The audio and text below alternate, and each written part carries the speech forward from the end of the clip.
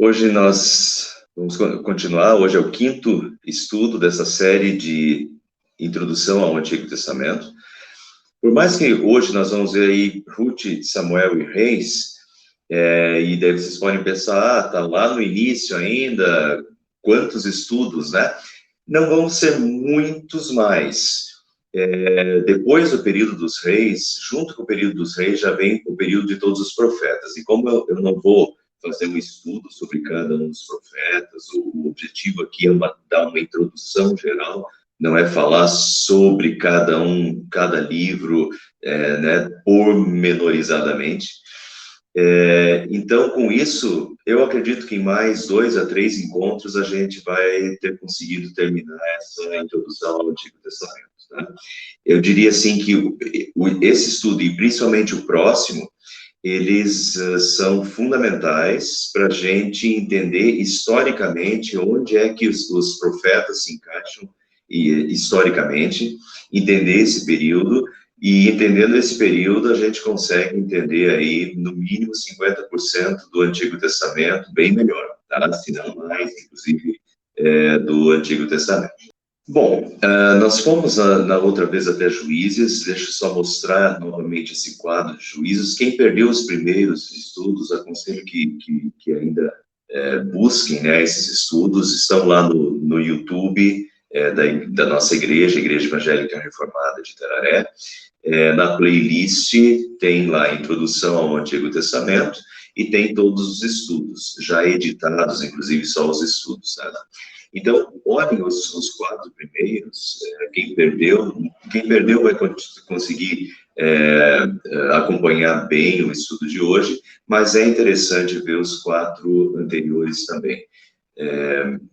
O último realmente é importantíssimo, que fala sobre a lei a aliança com Deus, né? Que é um assunto que perpassa todo o Antigo Testamento e vai para o Novo Testamento. Até hoje nós temos uma aliança com Deus. Mas então, os juízes, esse ciclo dos juízes, né? E esse ciclo dos juízes, ele é um ciclo que se repete nos reis também, né? No período dos reis. Deus levantava um juiz que libertava a nação, dava prosperidade, mas então, depois de alguns anos, havia um afastamento de Deus, pecado, né? O povo se esquecia de Deus, o povo começava a seguir outros deuses e deixar Deus de lado. Então, vinha um período de desgraça e de opressão, e quando eles se achavam desgraçados e oprimidos, outros povos os invadiam, né? Deus tirava a sua bênção deles e eles caíam nessa desgraça e opressão. Então, eles se lembravam de Deus, um ciclo muito semelhante ao que acontece nas nossas vidas, muitas vezes também, em que quando está tudo bem, às vezes há um afastamento de Deus gradual, em que a pessoa não busca mais Deus, não vai para a igreja, porque está tudo bem. Às vezes parece que Deus é o Deus aspirina, que quando só se lembra dele quando as coisas vão mal, quando está com dor de cabeça, né? Quando as coisas começam a ir mal, Deus, tal, daí busca Deus na necessidade. Quando tudo vai bem de novo, daí de novo começa a relaxar na sua vida espiritual, na sua aliança com Deus. Então, é isso que aconteceu com os juízes, se repete nos reis depois, e se repete na nossa vida também, e é um cuidado que a gente precisa ter, tá? É uma regra geral. Vinha desgraça e opressão, quando o povo, então, se arrependia de todo o coração e buscava a Deus, Deus novamente os libertava e vinha um período de prosperidade. Vamos seguir. Coloquei Ruth abaixo dos juízes, porque Ruth é uma mulher, uma pessoa normal, então não é um grande líder, né? Uma pessoa que viveu na época dos juízes. E o interessante é o seguinte, a Bíblia não descreve apenas reis e pessoas importantes. Deus se importa com cada família e com cada pessoa, e Ruth é um exemplo disso. Deus acompanha e faz parte da nossa vida diária. Então, Ruth é aquela que a família do seu marido foi morar em outro território, junto a outro povo. Ruth é uma moabita. E então é uma história de uma família simples, né? Não é uma família real, nem sacerdotal, é uma família simples. É a história de uma família simples que foi morar em outra terra, o marido morreu, o sogro morreu, os homens da casa morreram, uma situação de fome, de carestia. Deus se importando com cada pessoa. Deus se importa com Ruth, Deus se importa com Noemi, Deus se importa com cada família, assim como Deus se importa com cada um de nós. Então, nisso a história de Ruth é muito bonita e significativa. É uma moabita, vocês podem notar aqui, Moabe, né? Então, eles saíram daqui, foram morar em Moabe que eles morrem, e depois eles retornam a Judá, mas ela é uma moabita. Vejam que Deus tem o seu povo, o povo de Israel, mas Deus não é o Deus apenas de Israel. E em Ruth a gente vê isso, né? Deus não é o Deus apenas de Israel. Deus é o Deus de todos. O povo de Israel era o povo de Deus, através do qual Deus se mostrava às outras nações. O povo de Israel deveria ser sal e luz para o mundo da época, assim como nós hoje, né? Mas Deus sempre quis a salvação de todos, e Ruth é uma moabita que também encontra a graça de Deus, também é salva. Que mais? Ruth foi bisavó de Davi, né? A história de Ruth é muito bonita, é um livro pequeno, mas muito significativo. Depois de Ruth vem, e daí a sequência histórica, vem os livros de 1º e de 2º Samuel. Samuel é considerado o último dos juízes, tá? Então é a sequência histórica, Samuel é o último juiz. O livro de Samuel começa daquela forma muito bonita, que a mãe não podia ter filhos, né? Faz a promessa a Deus no templo, e daí depois entrega o seu filho, né? Então Samuel é criado no templo, e Deus chama Samuel, né, de noite e tal. A história é muito bonita, começa muito bonita e continua muito bonita. Samuel foi um instrumento nas mãos de Deus nessa época aqui. Mas então ele foi o último juiz, mas ele é a transição. Na época de Samuel, então, o povo pediu um rei, até aqui não tinha reis. Nós temos lá Moisés, depois Josué, na conquista, Moisés tirando o povo do Egito, depois Josué guiando o povo, né, na conquista da Terra Prometida. Depois de Josué não teve um líder, um sucessor, mas de tempos em tempos, então, Deus levantava juízes para libertar o seu povo, que eram líderes, mas ainda não tem um rei, né? Nesse período não tem um rei. E agora o povo, então, pede um rei. Vai começar, então, o período da monarquia de Israel, tá? O povo pede, escolhe agora um rei para que nos lidere à semelhança das outras nações. Então, eles pedem um rei. E Samuel, então, vai ser aquele usado, um instrumento nas mãos de Deus, usado por Deus para a escolha, para a unção dos primeiros reis de Israel. Então, agora nós estamos entrando no período da monarquia de Israel, no período dos reis de Israel. Começa, então, o período dos reis de Israel. Samuel, então, unge o primeiro rei, que foi Saul, né? Muito interessante essa história, o início dessa história é muito bonito. Deus escolhe Saul entre todas as tribos, Deus vai direcionando, Deus, sem dúvida, escolheu Saul, mas infelizmente o final da vida, e isso a gente tem que cuidar com todos nós, né? Esses exemplos bíblicos são para nós, para servir de exemplo para nós. Saul começa muito humilde, e Deus levanta Saul, Deus escolhe Saul, e o final da vida de Saul é Saul se tornando arrogante de si mesmo e se perdendo completamente, né? Mas então Samuel unge o primeiro rei de Israel, que é o rei Saul. Daí nós temos ali uma descrição do reinado de Saul. No final, Deus reprova os atos de Saul e manda Samuel, e Samuel, de novo, é esse link, né, esse profeta. Deus manda Samuel ungir o próximo rei, já que é Davi.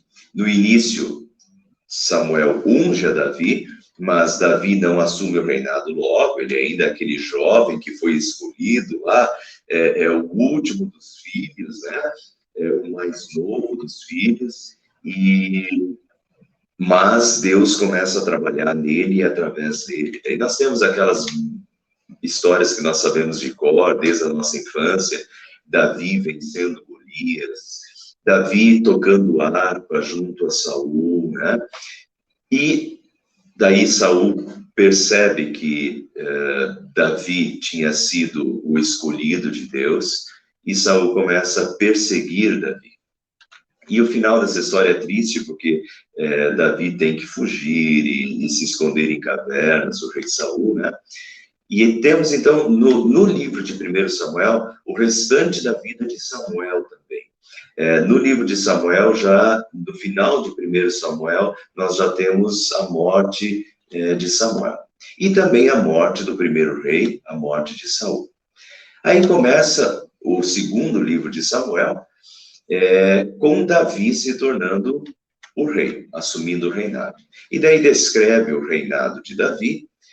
Interessante aqui, Davi conquista Jerusalém e Sião, tinha uma fortaleza no Monte Sião, a fortaleza dos jebuseus, e Davi, então, derrota os jebuseus, penetra nessa fortaleza do Monte Sião, e ali no Monte Sião, Davi estabelece o seu reinado. E, pessoal, isso aqui agora começa, então, em 2 Samuel, começa a importância de Jerusalém e do Monte Sião.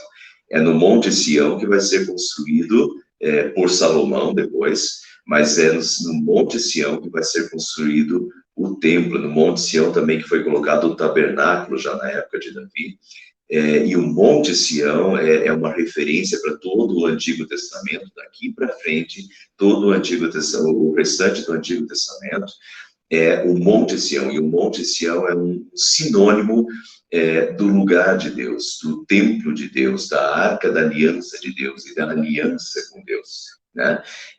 Mas é aqui, nesse momento aqui em 2 Samuel, quando Davi conquista o Monte Sião e conquista a cidade de Jerusalém e torna Jerusalém a capital do seu reinado e torna o Monte Sião o monte onde ele coloca o tabernáculo de Deus e depois também o templo.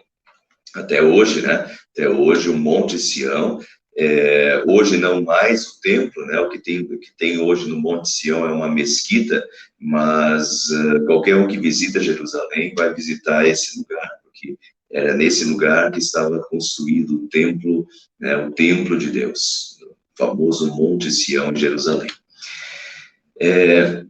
O filho de Davi, Absalão, toma o reinado numa conspiração, e daí Davi novamente, Davi já tinha tido de fugir de Saul no passado, se esconder em cavernas, e agora novamente, numa conspiração, Absalão toma o reinado, Davi novamente teve que fugir de Jerusalém, viver se escondendo por um bom período, né?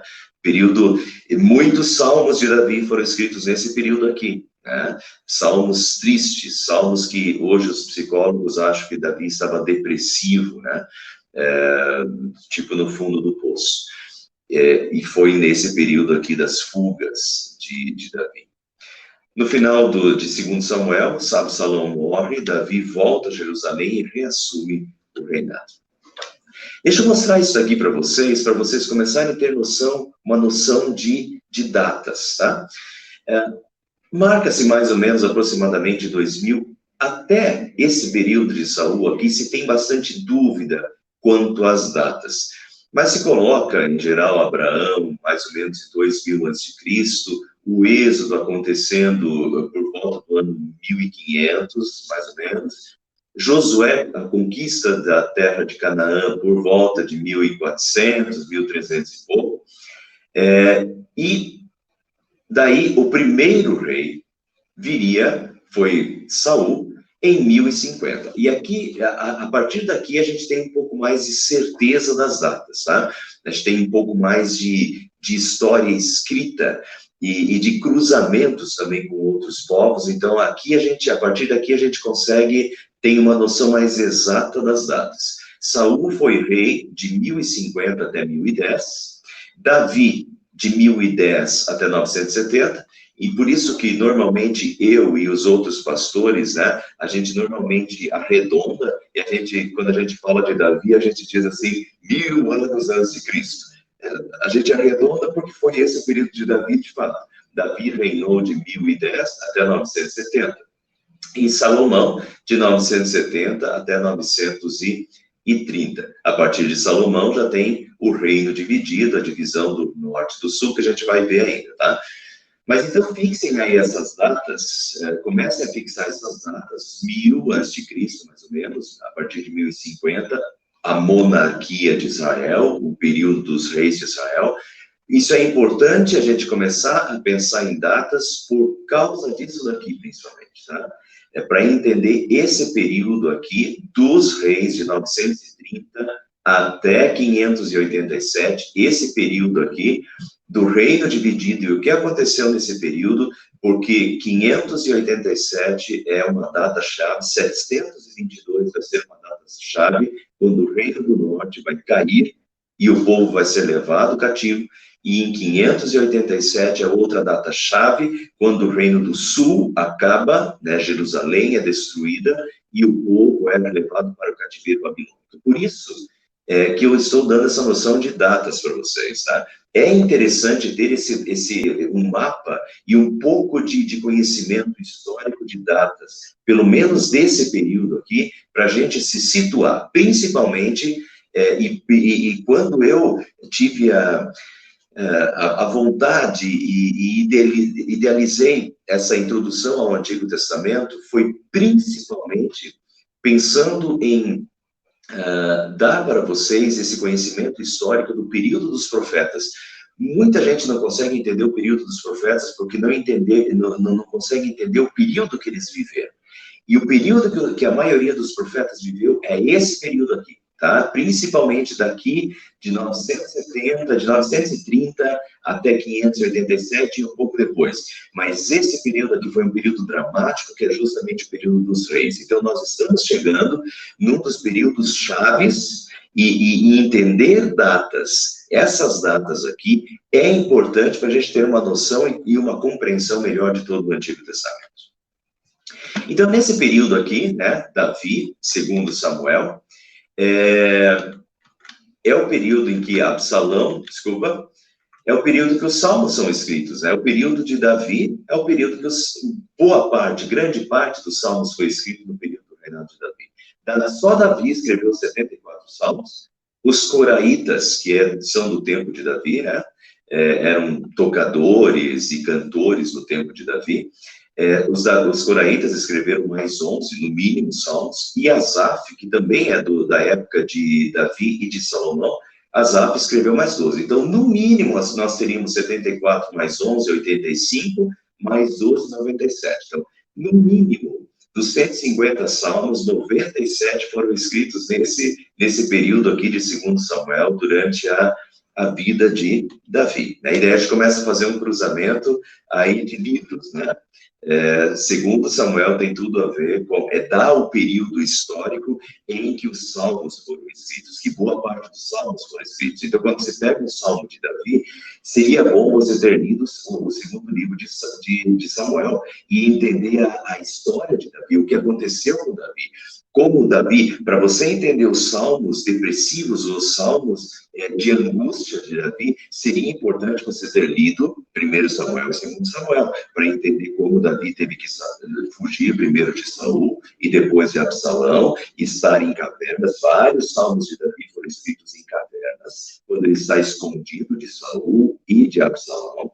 Então, quando você lê 1 Samuel e 2 Samuel, você consegue entender melhor muitos dos salmos de Davi, né? Do período de Davi, do período dos coraitas, os coraitas também, o Salmo 84, quando os coraitas falam do templo, né, que assim como o pardal encontrou casa e andorinha ninho para si, do templo, eles estavam afastados do templo na época, porque eles tinham fugido junto com Davi, e estavam nas cavernas junto com Davi. Então, quando nós entendemos esse período, para entender 1º e 2º Samuel é importante para conseguir entender melhor os salmos de Davi, dos Coraitas e até de Asaf. Esse é o período histórico, né? Então, vocês vejam que, entendendo esse período, você começa a entender muitos outros livros. Em 1 Reis, continua a história, agora com... 1 Reis começa com a morte de Davi, narrando a morte de Davi. Então, Salomão, seu filho, toma o reinado, né? Se torna o rei. Descreve o reinado de Salomão, um reinado muito glorioso. Salomão expande as fronteiras. Salomão se torna uma referência internacional, até por causa da sabedoria que ele recebe, que ele pede, que ele recebe de Davi. Salomão começa, de novo, assim como Saul. Salomão começa com humildade. Salomão começa pedindo sabedoria a Deus. Salomão começa muito bem, mas termina, assim como Saul, termina muito mal. Né? Muito mal. Mas outra coisa importante de 1 Reis é a construção do templo. Lembrem que nós viemos aí de Moisés tirou do Egito, Josué, então, guia o povo para dentro da terra prometida. Durante todo esse período aí, eles estiveram no deserto. No deserto eles tinham o tabernáculo, que era a casa de Deus, enquanto eles estavam no deserto, mas ainda não tinham um templo permanente. Davi quis fazer esse templo permanente, mas Deus não o permitiu, e Deus falou que o filho dele, Salomão, construiria esse templo. Então agora, 1º livro de Reis é quando o templo, né, o templo está sendo construído. Salomão é quem constrói o templo. E em 1 Reis narra a construção do templo em detalhes, né? Como Salomão o construiu, a beleza do templo. E ali a gente tem também, quando Deus diz, a minha casa será chamada casa de oração. Né? Quando Deus abençoa o templo e diz que ele vai ser encontrado ali, nesse lugar, nesse santo lugar. E isso, então, perpassa, de novo, todo o Antigo Testamento, né? O templo, né? Vai ser uma referência para o restante dos livros do Antigo Testamento. Depois do templo vai ser destruído e novamente reconstruído, né? Então, essa questão do templo, mas aqui em 1 Reis é que nós temos a construção do templo com Salomão. E vamos fazer a conexão histórica de novo, é justamente nesse período que nós temos Provérbios, Eclesiastes e Cantares, que foram os livros escritos por Salomão. Então, assim como nós temos aí, quando a gente lê 1º e 2º Samuel e vê o período histórico de Davi, o que estava acontecendo com a vida de Davi, e a partir disso a gente consegue entender muitos dos salmos de Davi, dos Coraitas e de Asaf.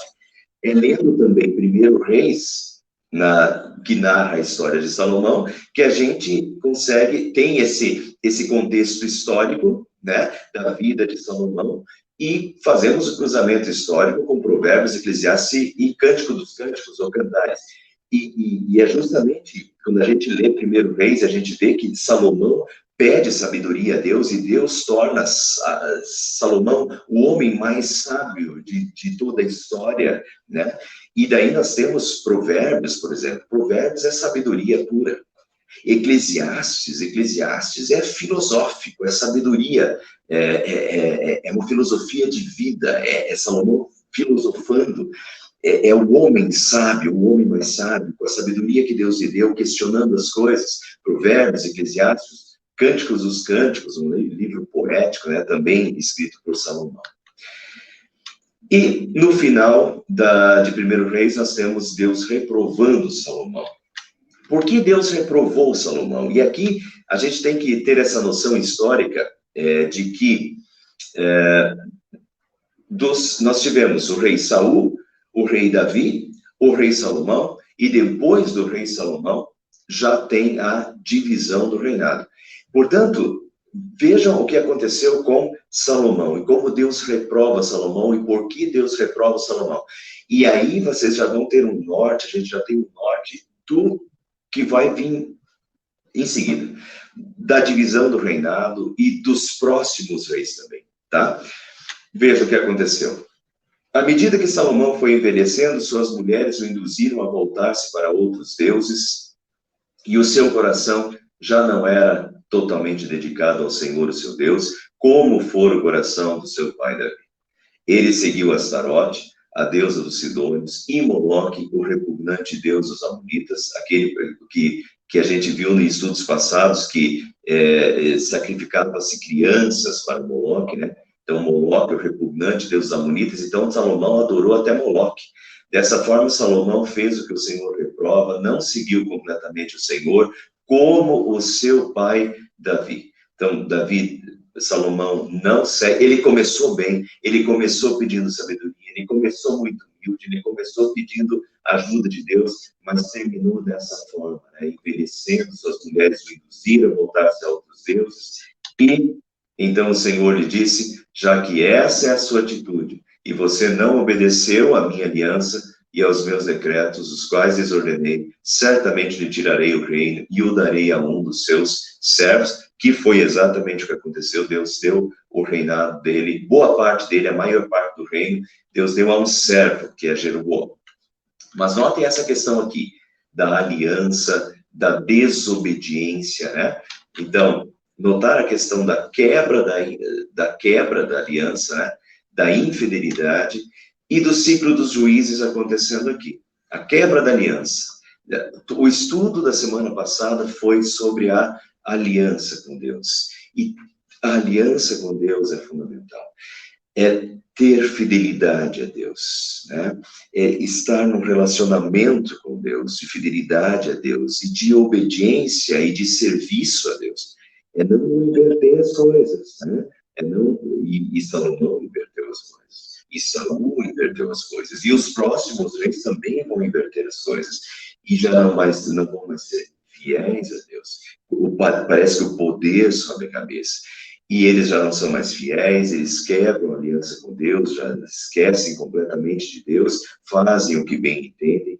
E daí começa o ciclo dos juízes, né? Quando se afasta de Deus, vem a opressão, vem a ruína, tanto individual, para o próprio rei, quanto também para toda a nação, até que vem o arrependimento, né, e uma volta a Deus novamente. No final de 1º Reis e no início do 2º Reis, acontece aí a morte de Salomão, e daí é fundamental para entender o restante do Antigo Testamento, a divisão do reino. Jeroboão se tornou aquele servo, né, que Deus tinha dito que daria o reino de Salomão para um servo.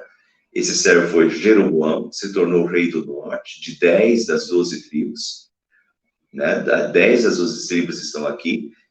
Roboão, que foi o filho de Salomão, ficou apenas com uma tribo, que é a tribo de Judá, mas depois se uniu com a tribo de Benjamim também, então ficou com praticamente 2 tribos, mas as 10 tribos ficaram com Jeroboão. Jeroboão se tornou rei do norte, chamado de Israel, e Roboão se tornou rei do sul, Judá.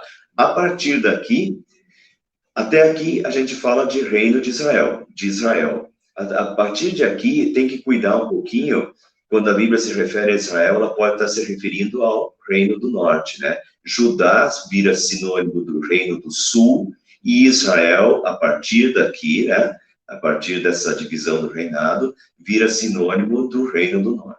O reino de Israel, a parte norte, tinha como capital Samaria. Aí vocês vão entender daqui a pouco, no próximo estudo, vocês vão entender o problema dos samaritanos lá no Novo Testamento, por que Samaria era tão desprezada pelos judeus. Daqui a pouco a gente já vai entender isso. Mas Samaria é a capital do Reino do Norte, e a capital do Reino do Sul continua sendo Jerusalém, né, onde Davi tinha colocado o tabernáculo, e posteriormente no Monte Sião, o templo. É o período também dos profetas Elias e Eliseu, né? Depois vocês veem que quando Jesus foi transfigurado no monte, quem aparece? Aparece Elias. Elias que foi levado vivo para o céu, esse que é considerado o maior profeta do Antigo Testamento. E Elias viveu exatamente nesse período aqui, dos reis, né? Elias, inclusive, acompanhou vários dos reis aí, e o principal problema foi com Acabe, né? Mas histórias muito, muito interessantes, muito bonitas.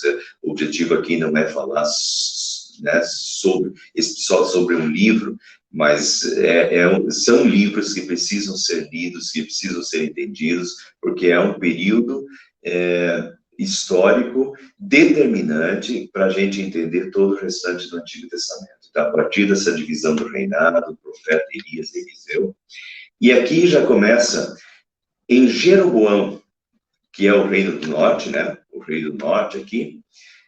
Com Jeroboão, temos um resumo do período dos reis. Eu o farei reinar, diz Deus para Jeroboão. Veja a aliança que Deus estabelece com Jeroboão. Deus dá a oportunidade de Jeroboão ser um rei abençoado, assim como Deus deu a oportunidade de Saul de ser um rei abençoado, assim como Deus deu a oportunidade de Salomão ser um rei abençoado. Olha como começa, Deus firmando uma aliança com Jeroboão. Eu o farei reinar. Você será rei de Israel. Se você fizer tudo que eu lhe ordenar, olha aqui, se você fizer tudo que eu lhe ordenar, e andar nos meus caminhos, e fizer o que eu aprovo, isso é aliança com Deus. Se você andar em aliança comigo, né?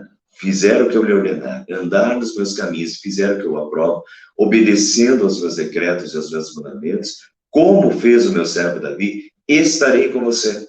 Edificarei para você uma dinastia tão permanente quanto a que edifiquei para Davi. Deus está fazendo uma aliança com Jeroboão. Jeroboão, se você obedecer os meus decretos, andar segundo a minha vontade, fizer o que eu aprovo, eu estarei com você, diz Deus. Lindo, eu estarei com você. E, meus irmãos, isso é a mesma coisa com cada um de nós. Deus estabelece uma aliança com cada um de nós, né? E se nós, o que Deus pede de nós, que nós o sigamos, que nós o coloquemos em primeiro lugar, que nós sigamos a sua lei, que é uma diretriz para a nossa vida, que é uma estruturação para a nossa vida, que é uma estruturação de ética, de valores, de Deus na nossa vida. E se nós colocarmos isso em prática, nós teremos a bênção de Deus, né? Uma vida abençoada, uma vida bem construída. Ontem eu terminei os 10 mandamentos, o estudo dos 10 mandamentos em Seigés, e os 10 mandamentos são simplesmente fantásticos, né? É a lei de Deus, de um Deus que quer a nossa vida, que nos dá valores morais, e quem constrói a vida com os 10 mandamentos vai ter uma boa moral, vai ter uma vida abençoada em todos os sentidos, né? É Deus proporcionando vida e bens, tá? Mas então, Deus coloca essa aliança, mas Deus diz, olha o que Deus, então, Deus propõe isso, Deus faz uma aliança. Mas o que Jeroboão faz? Jeroboão fez 2 bezerros de ouro e disse ao povo, vocês já subiram muito a Jerusalém, que era onde estava o templo, né, o tabernáculo de Deus, o Monte Santo, a Arca da Aliança. E daí Jeroboão não quer mais que o povo vá para Jerusalém, faz 2 bezerros de ouro e diz para o povo, vocês já subiram muito a Jerusalém. Aqui são os seus deuses, ó Israel, que tiraram você do Egito, 2 bezerros de ouro. Mandou pôr um bezerro em Betel e outro em Dan. A questão aqui é a seguinte, ó.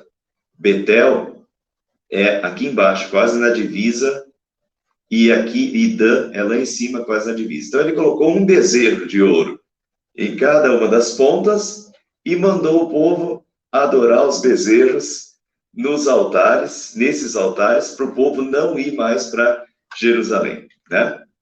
Então mandou pôr um bezerro em Betel e outro em Dan, e o povo ia até lá para adorar os bezerros. Isso Jeroboão fez. Jeroboão construiu altares idólatras e designou sacerdotes para os altares. Então Deus propõe, Deus diz, eu estarei com você, eu farei uma dinastia sua, maior do que a de Davi. mas seja fiel a mim. E Jeroboão foi lá e construiu, fez 2 bezerros de ouro, colocou um em cada ponta do reinado e mandou o pessoal adorar bezerros de ouro e construiu altares idólatras.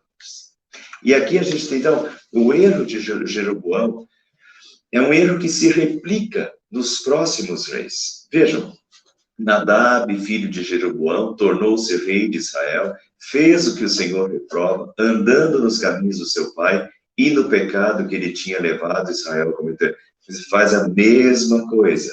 Aí a gente vai para frente, próximo rei, Baasa tornou-se rei de Israel, fez o que o Senhor reprova, andando nos caminhos de Jeroboão e nos pecados que ele tinha levado Israel a cometer. Então vocês veem como isso vai, né? É praticamente a maioria dos reis. A maioria dos reis fez o que o Senhor reprova. Essa aliança, ande nos meus caminhos, siga as minhas leis, e eu estarei com você, mas eles tomaram caminhos próprios, eles fizeram justamente o contrário, andaram nos caminhos que o Senhor reprova, né? Fez o que o Senhor reprova, e andou nos caminhos dos seus antepassados. E Acabe é um dos piores, né? Acabe fez o que o Senhor reprova mais do que qualquer outro antes dele. Ele não apenas... Acabe é aquele que na época dele, da sua esposa, foi a época da chacina dos profetas, né? Na época de Elias. Ele não apenas achou que não tinha importância cometer os pecados de Jeroboão, mas também se casou com Jezabel. Jezabel, pessoal, Jezabel é o diabo quase em pessoa no Antigo Testamento, né? Jezabel é citada no Novo Testamento, quando se quer referir ao pecado, a uma situação de pecado, se cita Jezabel. O Apocalipse fala 2 vezes de Jezabel, e é essa Jezabel aqui, né? Mas quando o Apocalipse fala, olha, cuidado com essa mulher Jezabel, né? Provavelmente o nome da mulher do Apocalipse lá não era Jezabel, mas ele era uma imitadora dos pecados de Jezabel, dessa Jezabel aqui, né? Que é praticamente um anticristo do Antigo Testamento. E são esses dois, né, Acabe e Jezabel. Então, se casou com Jezabel, passou a prestar culto a Baal e adorá-lo no templo de Baal que ele mesmo tinha construído em Samaria. Quer dizer, ele construiu o templo de Baal na capital do reinado, Samaria. Acabe ergueu um altar para Baal, fez também um poste sagrado, que era outra divindade, Astarote. Ele provocou a ira do Senhor, o Deus de Israel, mais do que todos os reis antes dele. Então, eu estou citando isso aqui para vocês terem uma ideia do período. Esse é o período desses reis, e esse é o período que Deus vai mandar os profetas. E no próximo estudo a gente vai ver os profetas. Os profetas que foram enviados por Deus a pregar no Reino do Norte, os profetas que foram enviados a pregar no reino, para os reis do Reino do Sul e para o povo no Reino do Sul. Mas essa é a situação, uma situação de idolatria, uma situação de afastamento de Deus, uma situação de quebra total da aliança. Então Deus manda os seus profetas, e manda os seus profetas para o norte, e manda os seus profetas para o sul, e Deus com isso quer que as pessoas se arrependam e voltem para Deus, enquanto ainda há tempo antes do juízo de Deus, né? Mas então aqui a gente tem um retrato desse tempo, do tempo dos reis de Israel e de Judá.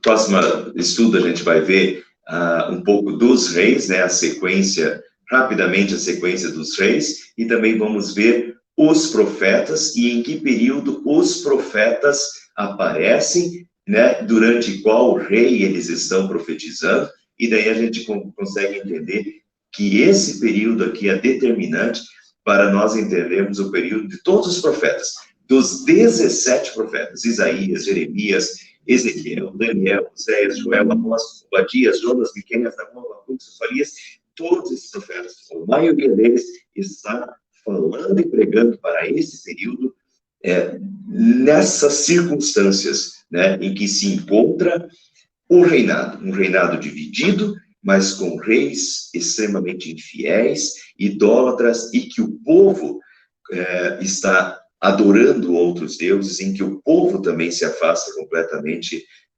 de Deus, do Deus verdadeiro. Nós vamos ficar hoje por aqui.